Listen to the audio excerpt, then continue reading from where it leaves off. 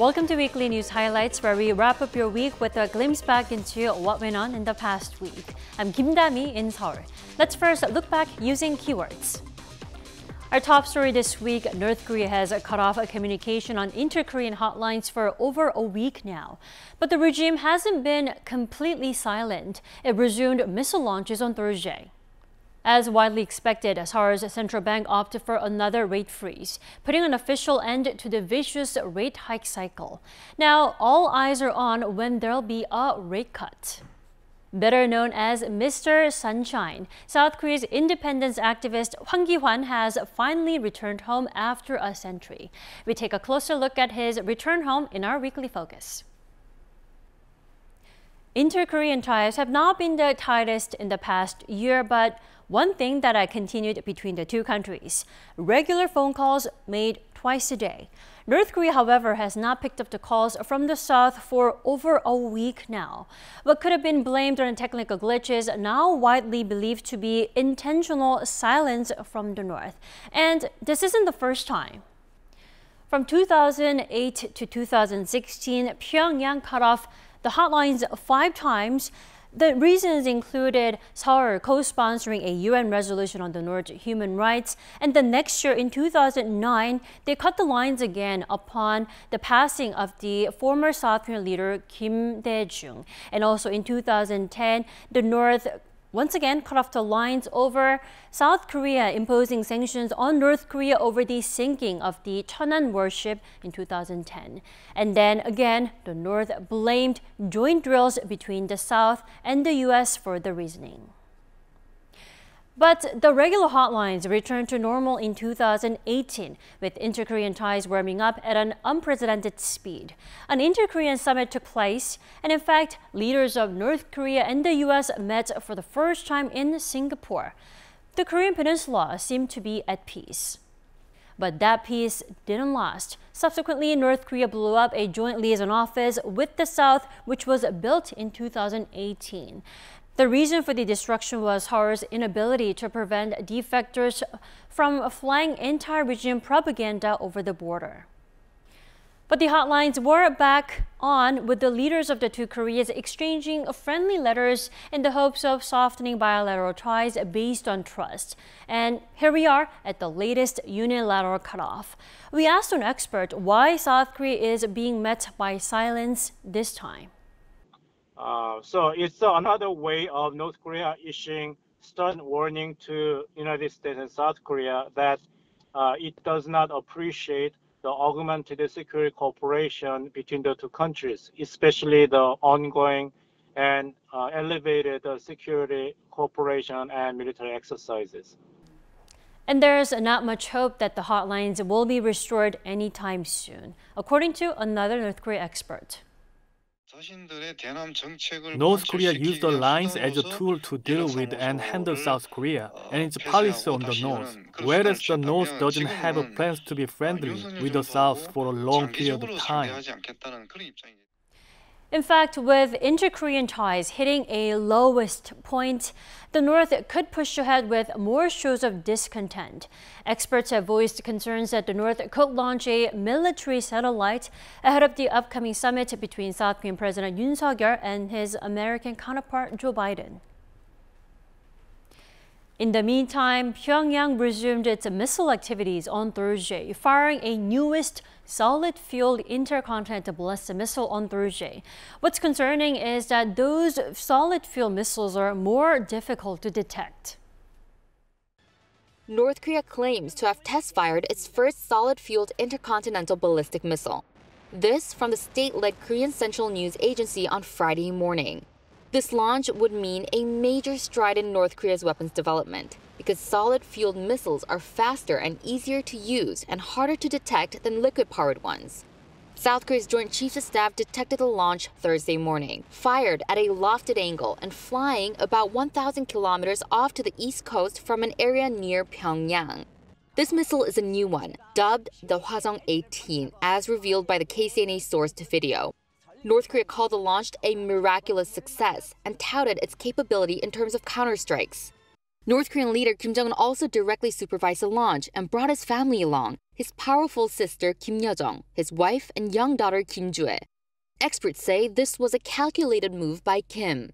The regime's biggest holiday, the birthday of its late founder Kim Il-sung, is coming up on Saturday, and Kim Jong-un is intentionally trying to show off how the regime's weapons are keeping their lineage alive and strong, according to Professor Yang Mu-jin from the University of North Korean Studies.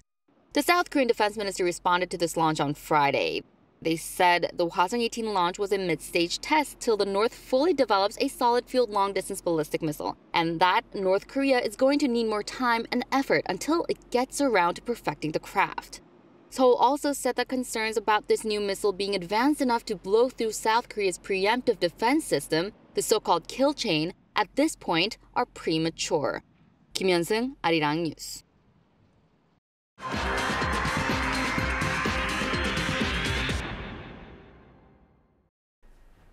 This week, South Korea opted for another rate freeze, keeping the benchmark interest rate at 3.5%. Now, this means the rate gap with the U.S. remains at 1.5 percentage points. That's the widest gap in over 2 decades. What does it mean? Our Lee Dae-hyun explains. The Bank of Korea has decided to freeze the key interest rate for now. The central bank announced the decision during Tuesday's Monetary Policy Committee meeting, keeping the base interest rate at 3.5%. Considering inflation forecasts above the target level and financial risks expanding in major countries, we've decided to freeze the base rate and closely monitor the inflation slowdown and other economic uncertainties. This is the second time in a row that the central bank has decided to keep the rate unchanged, with a 3.5% base rate in place for almost 3 months. Analysts say stabilizing consumer prices in South Korea was the main contributing factor behind the decision to freeze rates. The Consumer Price Index, a key gauge of inflation, rose 4.2% on year in March, marking the slowest annual rise since March 2022. Worsening economic indicators, too, are mentioned as among the reasons for the central bank's decision. The country's GDP growth rate shrunk by 0.4% in the fourth quarter of last year, mainly due to sluggish exports. The central bank, meanwhile, expected the country's GDP growth for this year to be slightly below the recent forecast of 1.6%. The balance of trade also recorded a deficit during the first 2 months of 2023, in the red for 2 consecutive months for the first time in 11 years. The global economic crisis caused by the collapse of Silicon Valley Bank and the liquidity crisis of Credit Suisse were also considered factors that stopped the BOK from imposing a rate hike. With the central bank's decision to hold the rate, the interest rate difference between South Korea and the U.S. stays at 1.5 percentage points. The last time the gap was so wide was 22 years ago. This can spark concerns about foreign capital outflow, but the market sees a rate difference of 1.5 to 1.75 to be safe, as investors not only consider base rates but other factors. Now the government should think of more ways to respond to the strong dollar amid continuing trade deficits. Although the market widely expects that this freeze indicates the end of rate hikes, the Bank of Korea says it's too early to determine the chance of rate cuts, leaving the possibility of more rate hikes in the near future. Lee Dae-hyun, Arirang News. The International Monetary Fund has once again slashed the economic growth outlook for South Korea for the 4th straight time.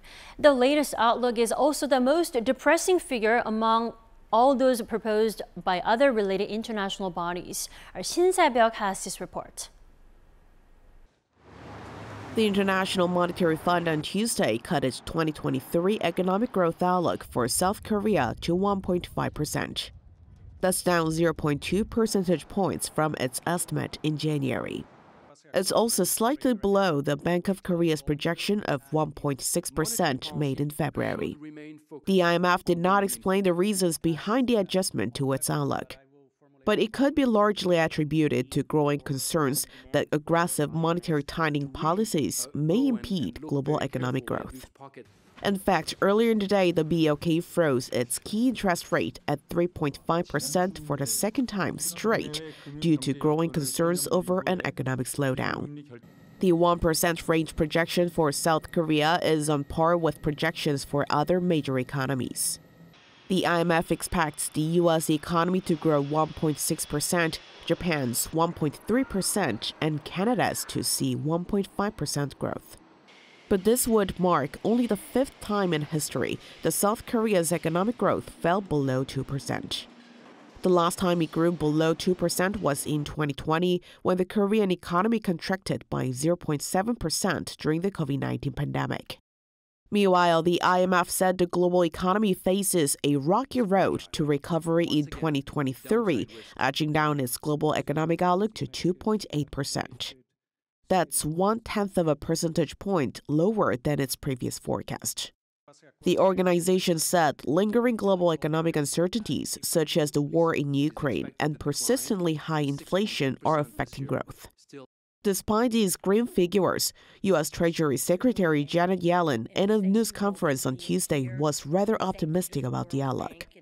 I do think the outlook is reasonable. It's certainly stronger, brighter than the last time we had the annual meetings in October. I wouldn't overdo the negativism about the global economy.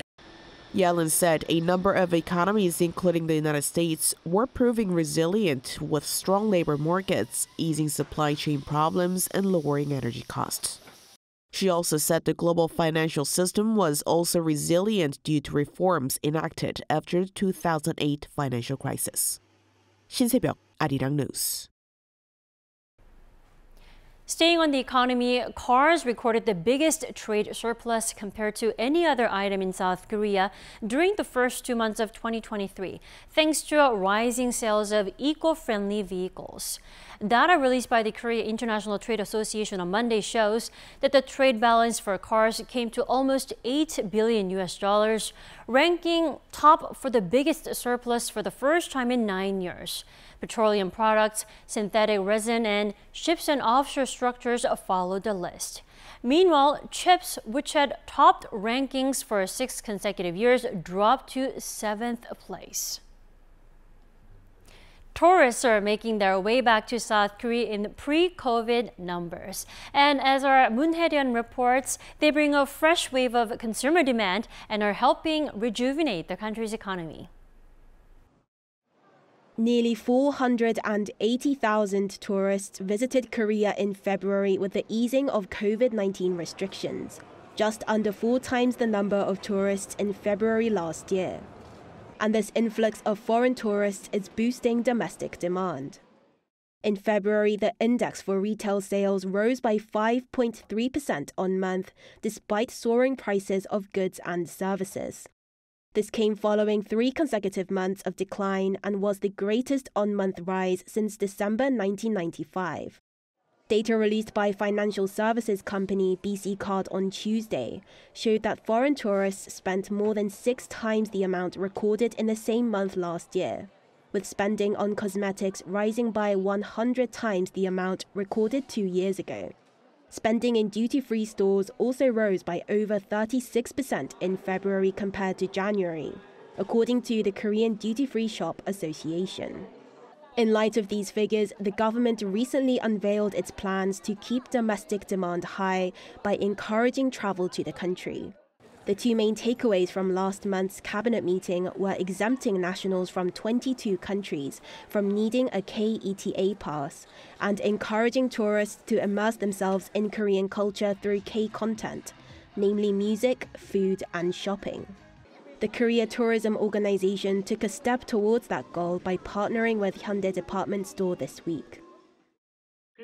We hope that the global MZ generation will be able to feel and experience the MZ generation culture in South Korea through shopping, with increased sales hopefully leading to a revitalization of the economy within the country. Meanwhile, one expert said pre-pandemic tourism levels could lead to more economic growth. Before COVID-19, there were about 10 million foreign tourists entering Korea, and the size of the domestic tourism market is to recover 80 to 90% of pre-COVID-19 levels.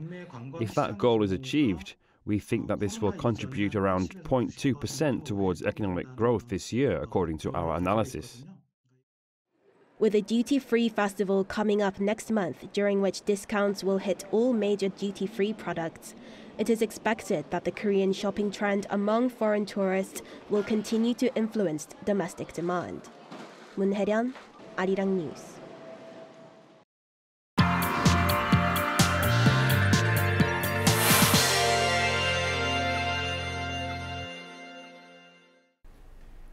An emotional homecoming that took almost a century. The remains of independence hero Hwang Ki-hwan finally made their way back to Korea. This week's Weekly Focus dives deeper into the story behind the historic repatriation and what it means for Korea today.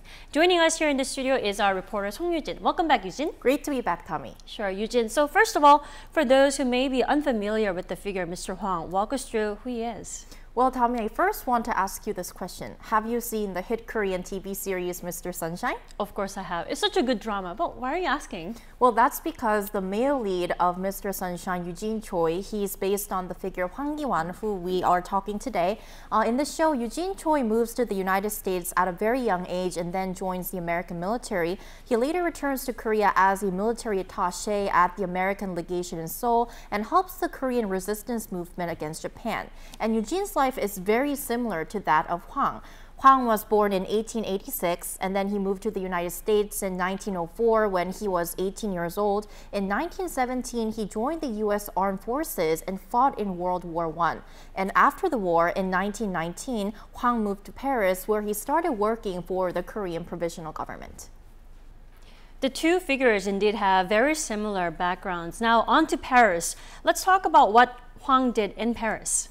Well, Hwang first started off as the Secretary General of the Korean Provisional Government's delegation in Paris. The delegation there, they pleaded at the Paris Peace Conference that was held in Versailles in 1919, really raising awareness and pleading for Korea's independence. And although their attempt at the conference was not successful, Hwang still stayed in Paris after the conference, later becoming the head of the delegation.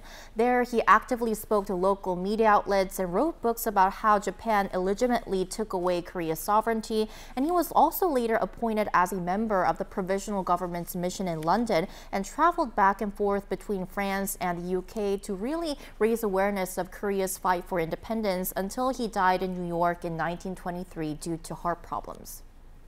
Hwang was a real trailblazer for Korea's independence movement in Europe. While there were other activists around, he really stood out for his diplomatic efforts in Paris and London to raise awareness. He even managed to rescue 1,000 Korean laborers who were about to be deported to Japan from Russia and help them settle in France and the UK. Right, we have a lot of respect for Hwang for what he did for the home country. Now, Yujin, it was only this week when the remains of the independence hero actually made their way back home to Korea. Why did it take so long? Well, it did take a long time. It took 100 years. That's because Hwang didn't have any remaining family members after his death because he didn't get married or have kids. So the Korean government awarded him with the Order of Merit of National Foundation in 1995. But the problem was that they couldn't locate where his grave was until a Korean pastor found it at the Mount Olivet Cemetery in New York in 2008. And in order to bring his remains home, the cemetery required a local court's approval, which the government failed to get both in 2019 and 2022. But fortunately, the cemetery finally gave the green light this January, following more than a decade of efforts by the Ministry of Patriots and Veterans Affairs and the Korean Consulate General in New York. His remains arrived in Korea last Monday, April 10th, along with a repatriation ceremony.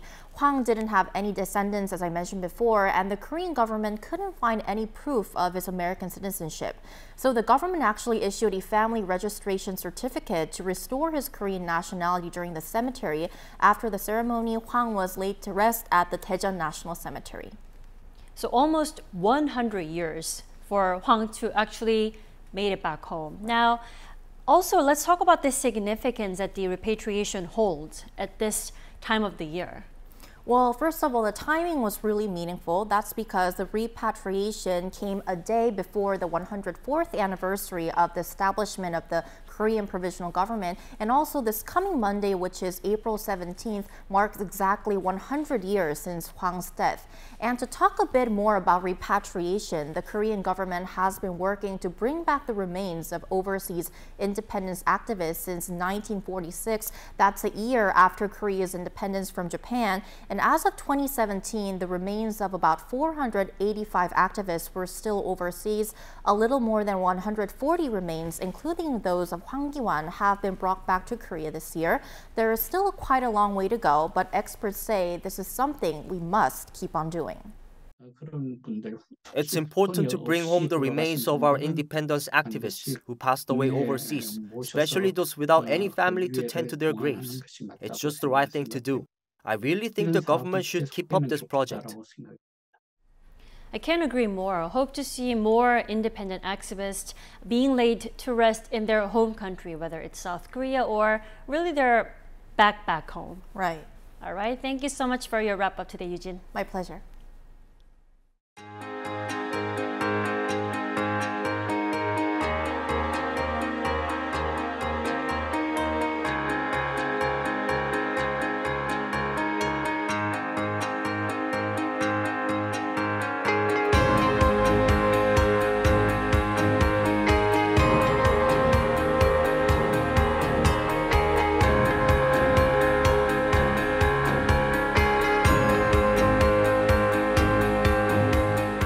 세계 최초로 금속 활자를 발명한 나라가 우리나라임을 보여주는 직지를 공개함으로써 공개적으로 우리나라가 세계에서 가장 먼저 금속 활자를 발명한 나라임을 입증할 수 있는 점에서 굉장히 의미가 있는 전시라고 생각합니다.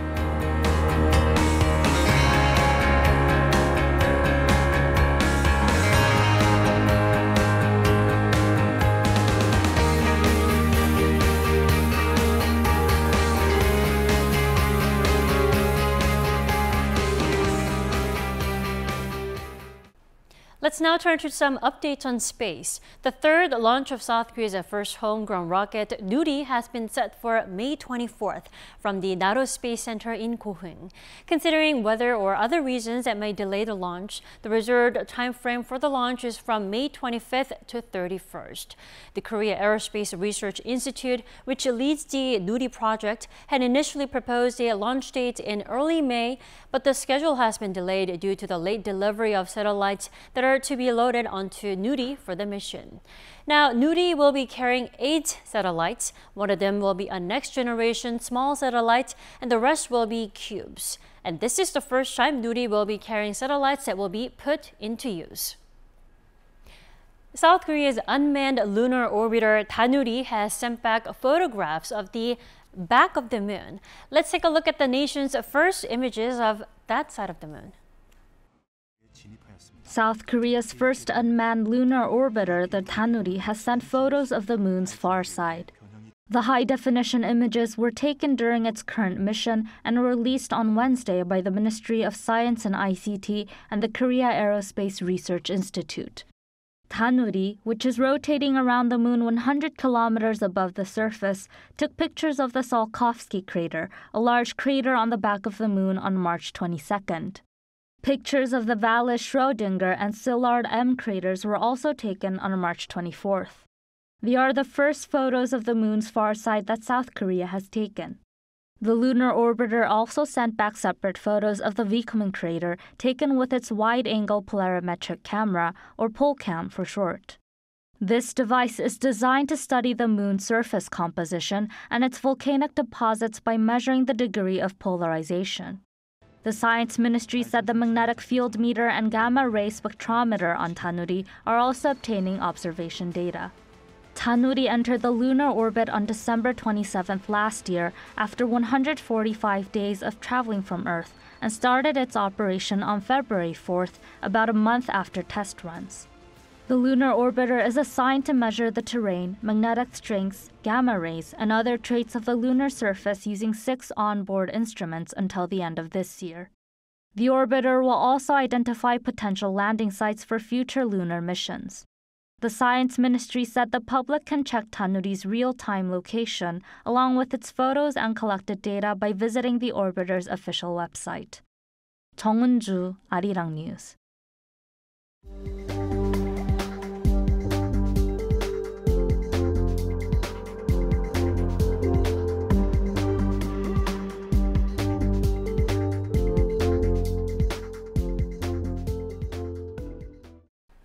That is all we have for this weekend's weekly news highlights. Enjoy the rest of your weekend.